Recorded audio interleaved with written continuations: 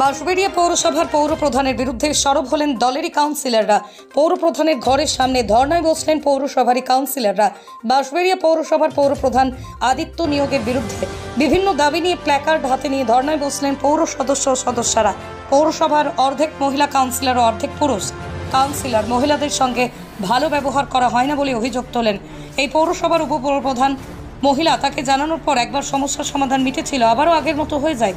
ওয়ার্ডে ঠিক মতন পরিষেবা দেওয়া হয় না, তাদের সঙ্গে দুর্ব্যবহার করা হয়।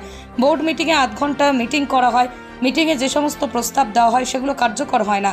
বাঁশবেড়িয়া পৌরসভার পৌরপ্রধানের বিরুদ্ধে কাউন্সিলর একাধিকবার অভিযোগ করে সরব হয়েছেন। কবে মিটবে তাদের সমস্যা সেটা এখন দেখার। এবং 2022 সালে আমাদের আবার নতুন ভোট হয়েছে এবং আমাদের বাঁশবেড়িয়া পৌরসভার এটা সবথেকে ভালো জিনিস যে আমরা মহিলা এবং পুরুষ অর্ধেক অর্ধেক। তো যে পৌরসভায় পুরুষ এবং মহিলা সমান সমান, সেই পৌরসভায় সবথেকে নগণ্য কাজ হচ্ছে মহিলা কাউন্সিলরদের সম্মান করে না। যে রাজ্যে মহিলা মুখ্যমন্ত্রী আছে সেই রাজ্যের একটা পৌরসভায় একাংশ মহিলা কাউন্সিলর থাকা সত্ত্বেও আমাদের সাথে অতি দুর্ব্যবহার করা হয়। আমাদের মনে হয় ডিআরডব্লিউ স্টাফ, তাদের সাথে এরকম করা উচিত না, এটা আমার বলা উচিত না। আমরা ঘরে ঢুকতে পারি না, দীর্ঘদিন আমরা ওয়ার্ডে কোনো পরিষেবা পাই না। মূলত এটা আমার একা না, আমার মনে হয় এটা সমগ্র মহিলাদের সাথে। আমার পেছনে যিনি বসেছেন তাকেও জিজ্ঞাসা করতে পারেন, 2 নম্বরের কাউন্সিলর। আমাদের ঘরে ঢুকতে দেওয়া হয় না, আমাদের ছাড়াই আমাদের স্টাফেরা কাজ করে নেয়। মুষ্টিমেয় কিছু স্টাফ আছে যাদের দ্বারা পৌরসভার সমস্ত কাজটা হয়ে যায়। কে ঢুকতে দেয় না ঘরে? চেয়ারম্যান সাহেবের ঘরে আমরা ঢুকতে পারি না, অতীব দুর্ব্যবহার। এই জন্য আমরা ইচ্ছাকৃত আজকে 1 বছর সমস্ত কাউন্সিলররা নিজে থেকেই ঢুকি না তার এই দুর্ব্যবহারের জন্য। আর সবথেকে বড় কথা, আমাদের বোর্ড মিটিং হয়, সেই বোর্ড মিটিংয়ে কোনো বিবিধা হয় না। শুধু একটা মিষ্টির প্যাকেট হাতে ধরে দেওয়া এটা বোর্ড মিটিংয়ের রুলস নয়। বোর্ড মিটিংয়ে যেটা আমরা বিবিধতে কাউন্সিলরদের বলি সেটা বাস্তবায়িত হয় না। কেন হয় না? বোর্ড মিটিংয়ে যদি বলি আমার ওয়ার্ডে কোনো এস্টিমেট পাস হয়েছে, কেন পাস হয়েছে আমরা জানি না, তার উত্তরে আমাদের শুনতে হয় আমি আমার ক্ষমতা বলে করে দিয়েছি। আমরা শুনুন, আমরা মানুষের দ্বারা নির্বাচিত প্রতিনিধি আর তিনি আমাদের দ্বারা নির্বাচিত চেয়ারম্যান। তাহলে আমরা গ্রহণযোগ্য না তিনি গ্রহণযোগ্য? আমরা তাকে চেয়ারম্যান সাহেব করেছি আর আমরা মানুষের দ্বারা নির্বাচিত প্রতিনিধি। যদি আমরা মানুষকে পরিষেবা দিতে না পারি তাহলে আমরা কিসের কাউন্সিলর? তাহলে আমরা বসে যাচ্ছি ঘরে। উনি একা ওনার মুষ্টিমেয় কিছু স্টাফেদের নিয়ে পৌরসভা চালিয়ে নিই। যদি এটা এর প্রতিকার না হয় আমরা দীর্ঘদিন এই ধর্নাই করবো, আমরা পরিষেবা তাহলে বন্ধ করে দিই। আপনাদের ভাইস চেয়ারম্যান তো মহিলা, তাকে জানাননি যে? হ্যাঁ, তাকেও বহুবার জানানো হয়েছে, কোনো সুরা হয়নি। প্রথম একবার সুরা হয়েছিল, তাকে নিয়ে একসাথে আমরা করেছিলাম সংগঠন, কিন্তু সেখানেও দেখলাম কোনো সুরা নেই। আমরা তো নর্মাল কাউন্সিলর, আমরা সিআইসি পদেও নেই। আমাদের বলার একটাই দিন থাকে, সেটা হচ্ছে বোর্ড মিটিং।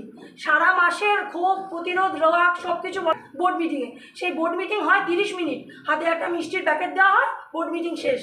এটা তো বোর্ড মিটিংয়ের রুলস নয়। বোর্ড মিটিংয়ে 45 মিনিট বিবিধ করতে হয়।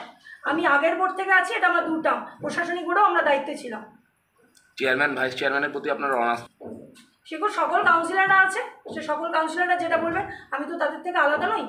আমরা একটা পিটিশন রেডি করেছি, আমরা চাই দল হস্তক্ষেপ করুন। এইভাবে চলতে পারে না দীর্ঘদিন। ওয়ার্ডে পরিষেবা বন্ধ, মুখ দেখে দেখে কাউন্সিলরদের কাজে দেওয়া হয়। ওয়ার্ডে সুপারভাইজার থেকে শুরু করে সবাই আমাদের অসম্মান করে। কেন করে? যে তারা চেয়ারম্যান সাহেবের কথা শোনে। তাহলে কাউন্সিলরের কোনো দরকার নেই। তাহলে আমাদের ওয়ার্ডে কাউন্সিলর যারা ঘর ঘর গিয়ে কাজ করে, তাহলে আমরা আজকে ভোটে এত হেরেছি কেন? তার বিচার কেউ করেছে? আমরা তো পরিষেবা দিয়েছি। আমাদের ওয়ার্ডে গিয়ে আপনি জনকল্যাণের যত কাজ আছে আমরা করেছি নাকি, আপনারা গিয়ে দেখুন। বাড়ি থেকে বেরোয় নাকি মহিলা কাউন্সিলর? সামনে এত মহিলা কাউন্সিলর আছে, সবাই বাড়ি থেকে বেরোয়। আমাদের হাজব্যান্ডরা কাজ করেন, আমরা নিজেরা রাস্তায় নেমে কাজ করি। তাহলে আমাদের প্রতি এত অনাচার কেন? এইটা আমাদের মহিলাদের প্রতি এত অনাচার কেন?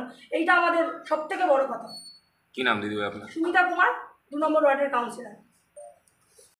শুধু চেয়ারম্যানের ব্যবহার ভালো না, এই মর্মে কাউন্সিলররা ধর্নায় বসেছে, এটা শুনলে পাগলেও হাসবে। মূল বিষয় হয়ে গেছে ভাগ বাটারার খেলা। ভাগের টাকা কাদের কাছে থাকবে? কাউন্সিলরদের পকেটে ঢুকবে না চেয়ারম্যানের পকেটে ঢুকবে?